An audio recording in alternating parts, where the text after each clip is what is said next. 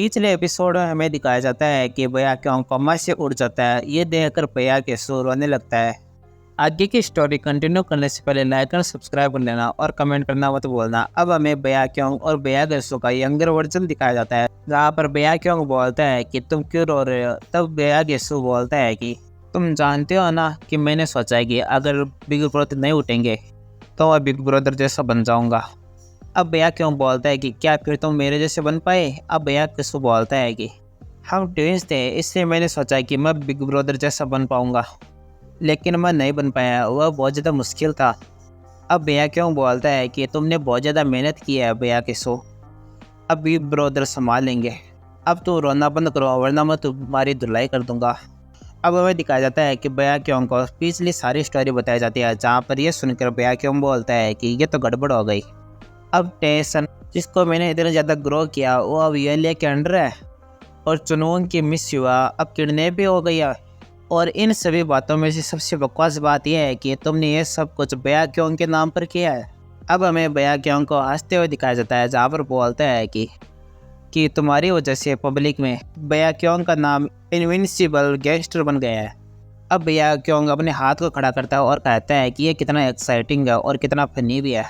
अब भैया क्यों भैया किसी से बोलता है कि अगला काम क्या है मिस्टर भैया क्यों। अब भैया किसी से बोलता है कि हम अगला काम टेंशन को वापस अपने हाथों में लेंगे। ये मेरे बिग ब्रदर का टेंशन है तो इसे हम वापस लेंगे। अब भैया गसो को दिखाया जाता है, जहाँ पर बोलते हैं कि हम ओयामा सोगो और उसके चमचों को एक एक करके मार देंगे।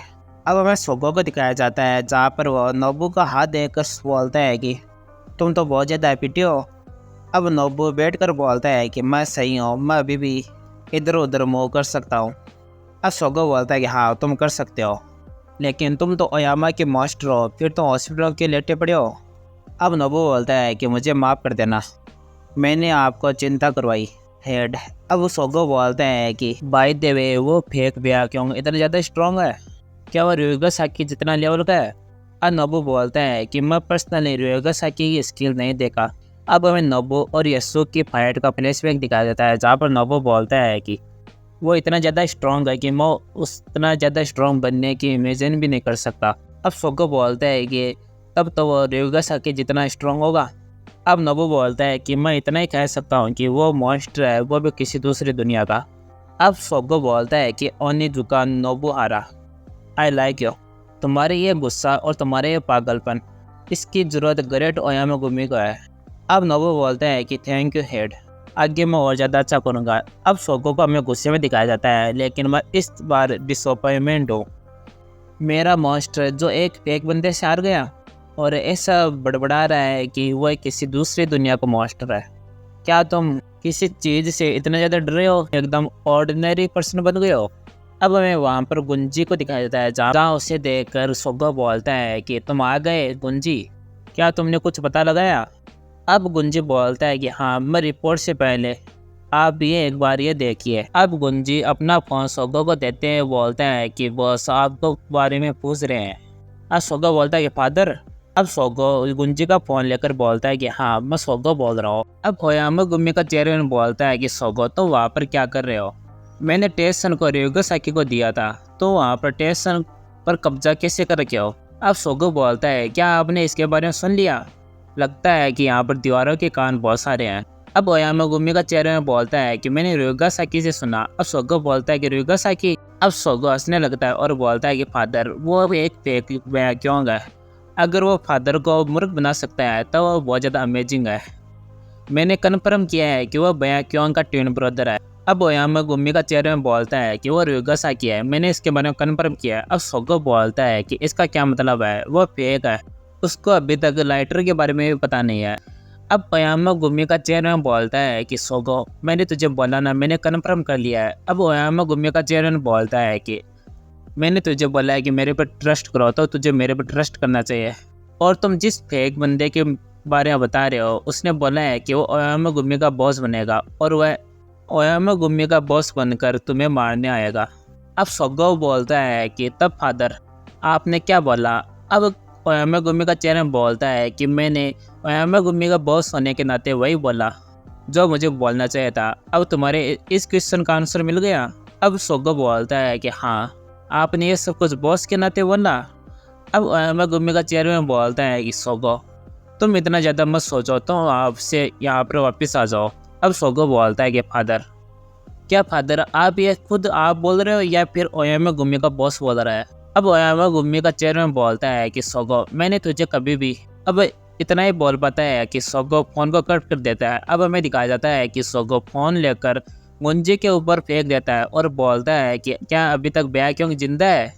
अब गुंजी बोलता है कि हाँ, वो ryuge saki था जिसको मैंने देखा था। अब सोगो बोलता है कि तुम फिर वहाँ से ऐसे क्यों आ गए? अब गुंजी बोलता है क्योंकि वो ryuge saki है। अब सोगो बोलता है कि क्या तुम फिर बयाक्योंग की साइड हो? अब गुंजी बोलता है कि नहीं, मैं सिर्फ ओयामागुमी के लिए काम करता हूँ। अब सोगो गुंजी एक फाइल दिखाते हुए बोलता है कि ये सब कुछ ओयामागुमी के लिए है और मैंने उस थर्ड पर्सन ऑर्गेनाइजेशन के बारे में पता लगा लिया है जिसने हमें लीक्ड इन्फॉर्मेशन दी। अब सोगो बोलता है कि तो फिर वो कौन है? अब गुंजी बोलता है कि वो सियोल है। अब हमें सोगो को दिखाया जाता है जहाँ पर वो फाइल ओपन करके बोलता है कि सियोल। अब हमें दिखाया जाता है कि उस फाइल में वन साइक प्रोजेक्ट के बारे में बताया हुआ था और उसमें मैनेजर जेंग, रयो और वेंग की फोटो होती है। अब हमें सीन कट होता है और एक कार का सीन दिखाया जाता है जहाँ पर मैनेजर जेंग बैठा होता है और सोचता है कि ओयामा ने टेशन के ऊपर कब्जा कर लिया और ऊपर से येनले के चेयरमैन ली की अंगुली भी काट दी। मैंने जैसा सोचा था उन्होंने वैसा ही किया। अब उन्हें यहाँ पर ऐसा खुला छोड़ देंगे तो हमें कुछ भी अच्छा नहीं होगा और वो हमारे लिए और ज़्यादा कॉम्प्लिकेटेड ओपोनेंट बन जाएंगे। अब हमें दिखाया जाता है कि मैनेजर जेंग की कार के पास एक बंदा आ जाता है। अब हमें दिखाया जाता है कि वो बंदा और कोई नहीं, मैनेजर जेंग की बेटी होती है और मैनेजर जेंग की बेटी बोलती है कि मैंने आपको देख लिया, आपने बोला था कि मैं छोड़ दूंगा लेकिन आप फिर भी स्मोकिंग कर रहे हो। अब हमें मैनेजर जेंग को दिखाया जाता है जहाँ पर वो अपने सिगरेट को बाहर फेंकते हुए बोलता है कि तुम यहाँ पर आ गई हो ना, बाहर बहुत ज़्यादा बारिश हो रही है, तुझे मुझे कॉल कर देना चाहिए था। अब मैनेजर जेंग की बेटी कार में बैठ जाती है। तब मैनेजर जेंग बोलता है कि तुम आगे क्यों नहीं बैठ रही? अब मैनेजर जेंग की बेटी बोलती है कि आगे सिगरेट की स्मेल आती है फादर। अब हमें दिखाया जाता है कि मैनेजर जेंग की बेटी अपने नाक को बंद करते हुए बोलते हैं कि ओ, सिगरेट की स्मेल यहाँ पीछे भी आ रही है। अब मैनेजर जेंग बोलता है कि मैंने बहुत ज़्यादा ट्राई की स्मोक की स्मेल भगाने के लिए लेकिन मैं तो फिर भी पकड़ा गया। अब मैनेजर जेंग की बेटी बोलती है कि आप सीक्रेटली से स्मोकिंग कर रहे हो लेकिन आप एंड में पकड़े गए। अब हमें दिखाया जाता है कि उनके कार के पास एक बंदा होता है, अंदर बैठ जाता है। अब हमें दिखाया जाता है कि अब मैनेजर जेंग बोलता है कि मुझे माफ़ कर दो, अब हम यहाँ से चलते हैं मिस डॉक्टर। अब हमें दिखाया जाता है कि उस कार में बैठने वाला और कोई नहीं होता, सोगो होता है और बोलता है कि एक्सक्यूज मी।